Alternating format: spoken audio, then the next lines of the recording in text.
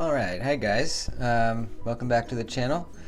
Today we're taking a little break from talking about knives, and I wanted to talk about something that I've been thinking about recently. I have a buddy that is thinking about getting into welding, and he kind of asked me just generally what to expect. And I was able to give him a decent answer, but I kept thinking about it the next couple of days, and I thought it would be a good topic to make a video on, because I know when I started welding, or when I was thinking of starting welding, I had a lot of questions, and there's only so much research you can do into the topic. At some point you kind of just need to jump in and try it. But I'm going to do the best that I can to give you 5 things that you should know before you just jump into welding.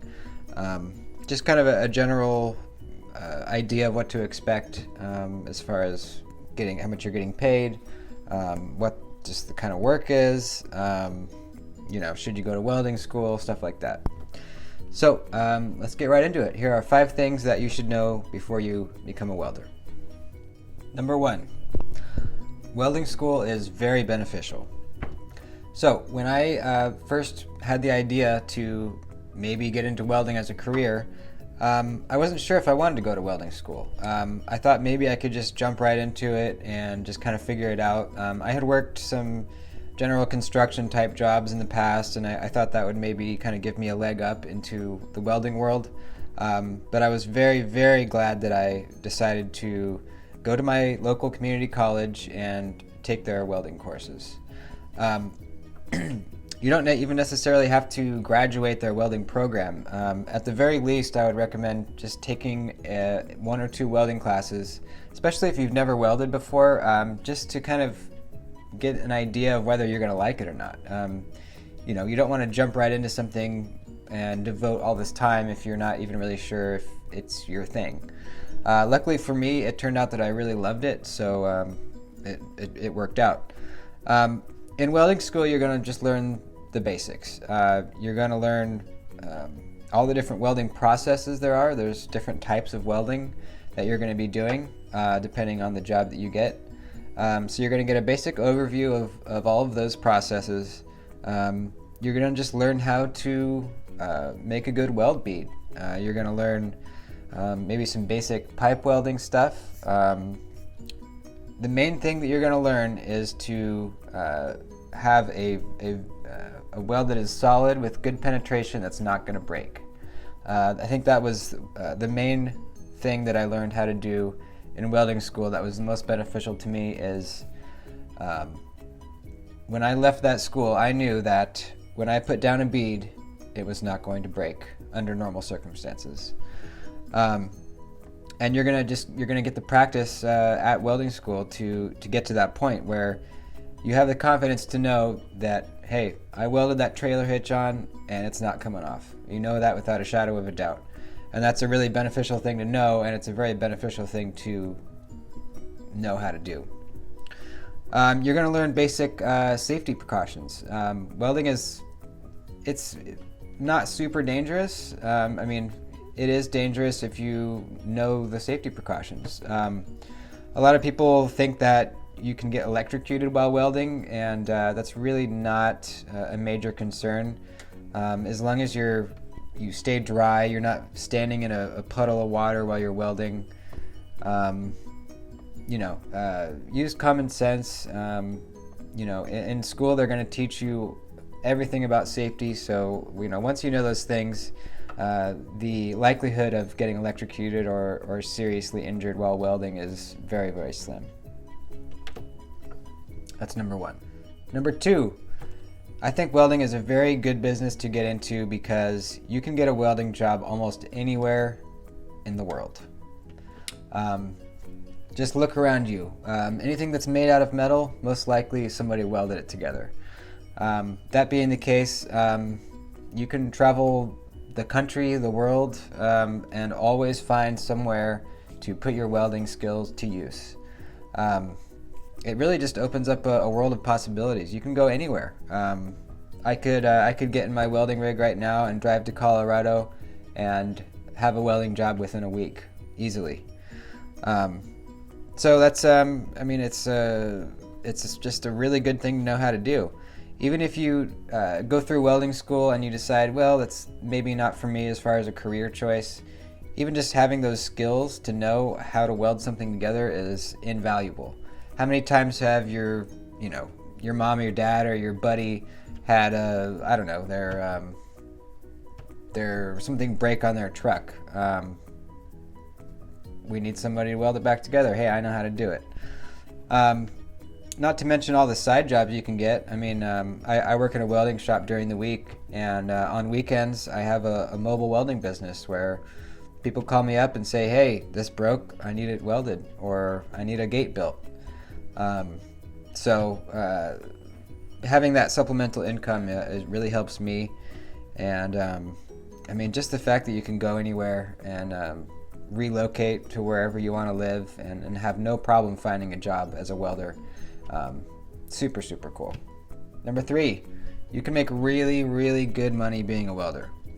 Now, if you do go to welding school, the first job that you get out of welding school, don't expect to be getting paid a bunch of money for that.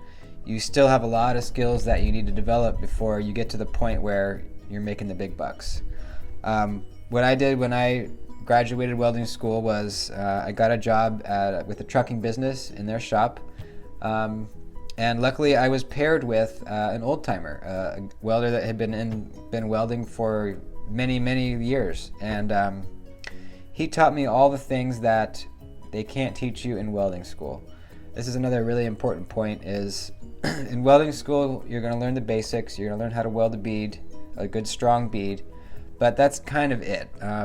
Especially if you're doing welding fabrication, there is so many other things that you are going to learn and can only learn in the shop, at the job site, with your welder in your hand, and that's the only way you're going to learn them. So you can do it by trial and error, or you can try to get paired up with someone that's been doing a lot longer than you and knows all the secrets. So that's what worked out for me. I worked with this guy for my first 2 years as a welder, and I would not be as good a welder as I am today without him. The things that he showed me were just invaluable. So how you move up in the welding world basically is through certifications. There are many, many different types of certifications you can acquire, and the more you have, the wider variety of welding jobs you can get. And some certifications are harder to get than others, and if you are able to pass those tests and get those certifications, that bumps you up a level to make even more money than you are. How welding tests work are, for most of them, you're going to do a weld, you're going to send it off to get x-rayed, they bend it, they cut it in half to see if there's any porosity. And if you pass, then you obtain that certification for that specific type of welding that you did in the test. So you could stack up 10 different certifications and have a lot of choices for the type of job you want to take. Or you can search out a job that you want and then find out what certifications they require, and then practice those specific tests and get those certifications. So getting the certifications is really important to moving up in the business. First starting out, my first welding job, they didn't require a certification. It was a kind of an entry-level gig. But a lot of times in welding school, they will actually teach you how to prepare for those tests, especially the 2 or 3 kind of beginning certifications that you're going to need to kind of break into the welding world. So as you work your way up, I mean, there's really no limit to the amount of money you can make. Well, there's a limit, but I have welding friends that make $50 an hour, $60 an hour, $70 an hour, and you can get much higher than that even. I mean, you can make a very, very good living being a welder. As long as you play your cards right, to get those certifications, to search out jobs that require maybe some more difficult certifications or more obscure ones, maybe certifications that not everyone has. So there's a lot of good money to be made. And if you don't want to go to the certification route, you can always do kind of what I do is with my mobile welding business. I slowly built up a clientele in my area, and I'm starting to get to a point now where I have enough people that know what I do and know that I do good work that there's almost never a weekend where I don't have a job to do for my side business. So you can do that too. If you decide to do that, there's a whole other kind of set of issues that come up regarding, you're getting your small business license and getting insured and all that. But it's absolutely doable. You can absolutely make a very, very good living being a welder. Number 4, welding can be very difficult as far as being physically taxing. It can be hard, dirty work. So if you're the type of person that doesn't like to get your hands dirty, this really isn't going to be the career choice for you. But if you like playing with fire and melting steel and playing around in the mud and dirt, which is what I like to do, then you're gonna like welding. Obviously, it depends what part of the country or world you're in.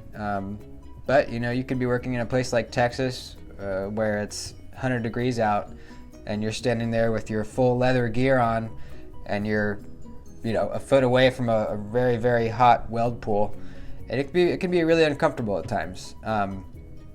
But that's kind of just part of the job. It's hard, it's hot, it's dirty work. But I love getting dirty.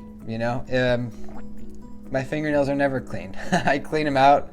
I get my hands nice and clean, and then next day they're back to being covered in scratches and burn marks. And that's the other thing, you have to be okay with getting burned sometimes, because it just happens. You can be as careful as you can, but sometimes you forget you don't have your glove on, you reach out to grab something, and it's very hot. So have a safety kit with you. I always have anti-burn spray in my truck, Band-Aids. I've had metal splinters in my eye. I've had to go to the emergency room to get removed. That's really not fun.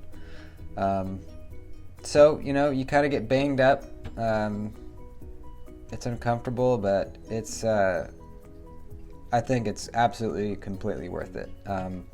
Honestly, I have fun every day at work welding, and there's hardly ever a day that I don't wake up in the morning and am not looking forward to going to work. I always look forward to having something to do at work, and just having a problem that I need to solve.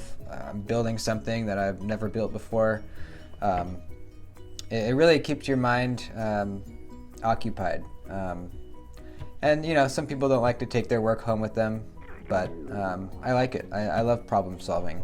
I feel the most myself when I have a problem or issue that needs to be solved, and I'm working towards finding the solution. All right, last one, number 5. There are a pretty fair amount of tools and equipment you're going to need, especially if you decide to get into metal fabrication. And do not be overwhelmed by the amount of stuff that you think you're going to need for getting a welding job. Start with the basics. I started with a Harbor Freight welding hood. Cost me $30. Harbor Freight welding gloves, $5. Harbor Freight angle grinder, I think it was probably $40. And that was it. Some safety glasses, long sleeve shirt, that was it. And I just slowly accumulated everything I needed, all the tools and equipment I needed.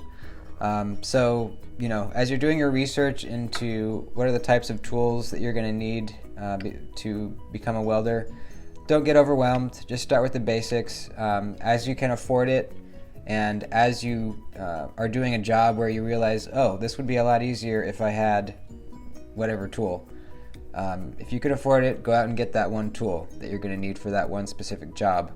And if you keep doing that, eventually you will accumulate everything you're going to need.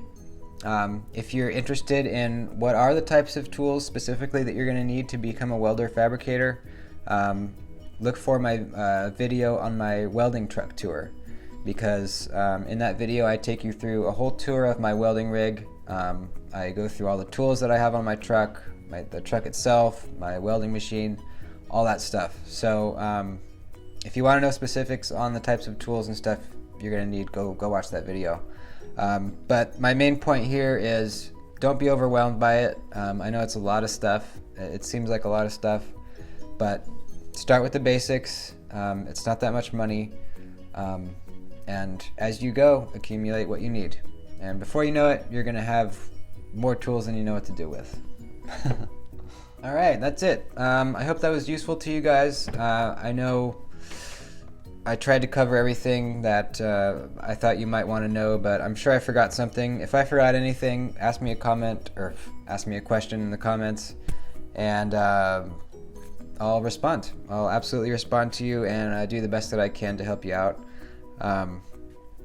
I love welding. I seriously love it. I guess I got lucky and I kind of just blindly picked welding as my career choice, and it worked out because like I said, I look forward to getting into the shop every day. And it's also opened up other doors, such as blacksmithing, knife making, metal sculpture art. I mean, once you know how to weld, there's so many possibilities. Even just knowing how to build something, not even necessarily with metal. Once you know how to fabricate things out of metal, I mean, it really opens up so many doors into other avenues. You know, the whole automotive industry that needs welders. There's the aerospace field where they need a lot of welders, a lot of aluminum welders. There's just so many possibilities, but the first step is getting into a welding school. And one thing I forgot to mention is they're usually very affordable, and they offer classes at night most of the time, so you know, you can still have your job, your day job, and then go to your welding classes at night. So they need welders. You know, the industry wants new, fresh-blooded welders, so they make it easy for you to get into welding school, teach you what you need to know, and get you out into the field, because the previous generation of welders are getting old and they're starting to retire, and there is a major gap in the industry. They need us. They need us young, strong guys and gals to get out there and take the places of the old timers. So hope this video helped. I appreciate you watching, and I'll see you in the next video.